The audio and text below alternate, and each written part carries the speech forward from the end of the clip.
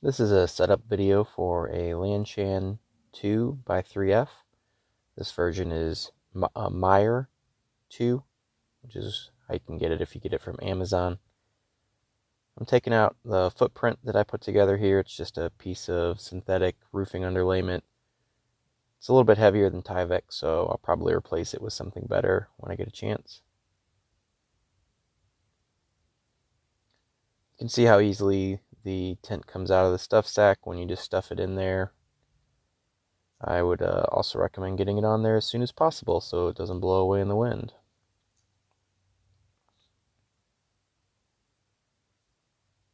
One of the things I like about this tent is the way that the rainfly and the tent are pre-connected, so there's just fewer steps.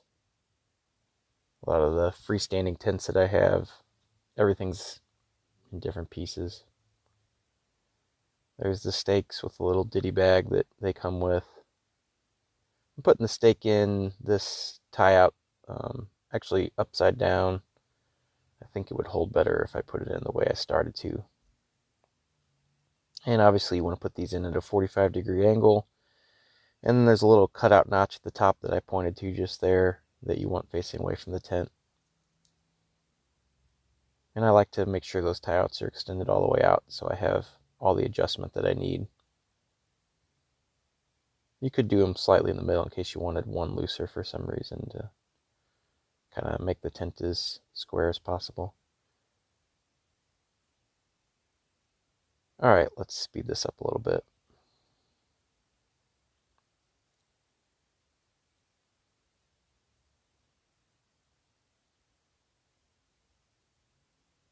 The next thing I'm going to do is grab a trekking pole. I'm going to set it to 115 centimeters, which is roughly 44 inches, if my math is correct.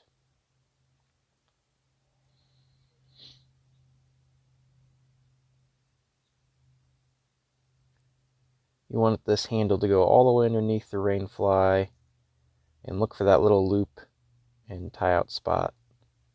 Slide it right in there.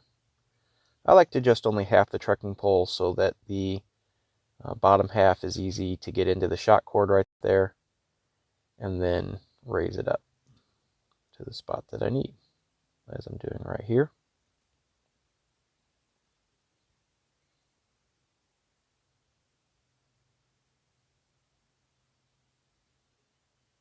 And then I'm going to actually press this into the ground since the ground is so soft on this day. Next, you'll take a tie-out stake, and you're going to place it in this pre-tied loop. It's a good design, that way you don't have to have separate guy out lines, although I may replace those with some lighter cord at some point.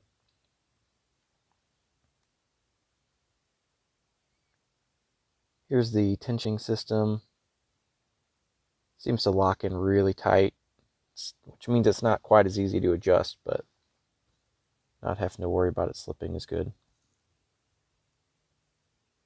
Once I get those to a decent tension, I'm going to notice here that one of the tie-outs on the door came off.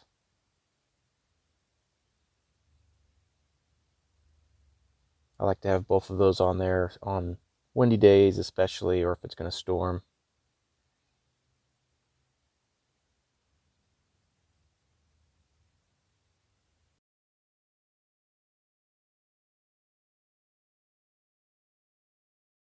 Alright, let's do the same thing on the other side here. I'm going to show you an easy mistake that people can make. You can accidentally go to put the trekking pole into the black vent section there. Seems like it would hold it well, but then you can't zip the door closed.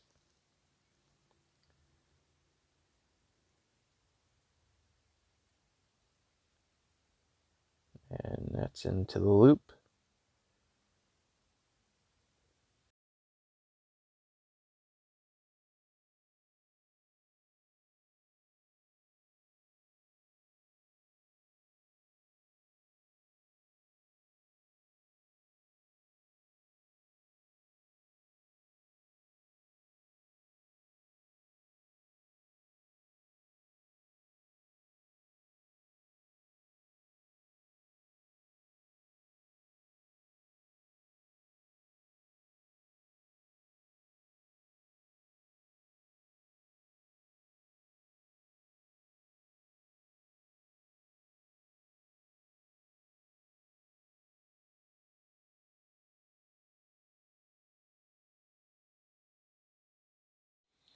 So that's 6 stakes, and you can do 2 more. These aren't required. These basically hold this middle section out so that the inner mesh area is pulled a little bit further out, gives you a little bit more headspace.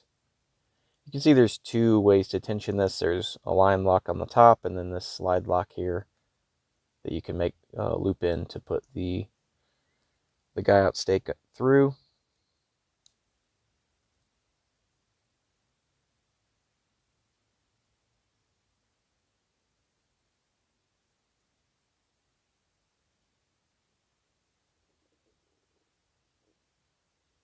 I imagine this does help a little bit on a windy day.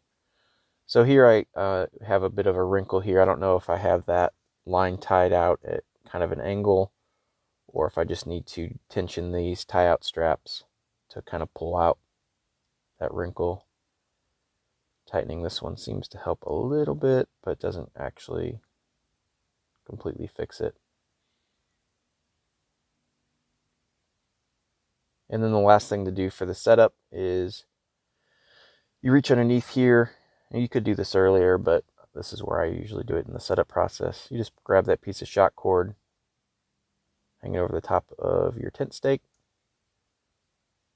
and that's just attached to the bathtub floor of the internet mesh section, and it just holds it out tight. You can see there's a little line lock adjuster there as well.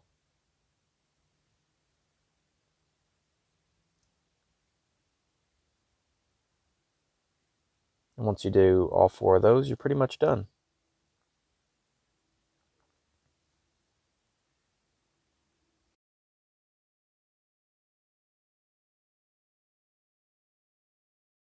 You can see that one is a little bit more centered. Here's a quick look inside the tent. There's a more in-depth video about this that I did as sort of a review of the tent after sleeping in it when it had kind of thunderstormed.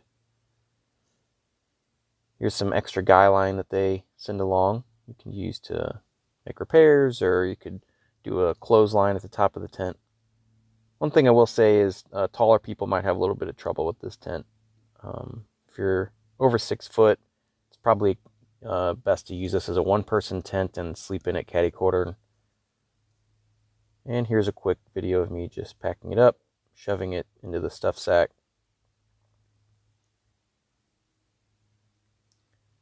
Check out my other video, and please comment below if you have any thoughts on how I could set it up better or questions, and I'd be happy to answer those. Thanks for watching.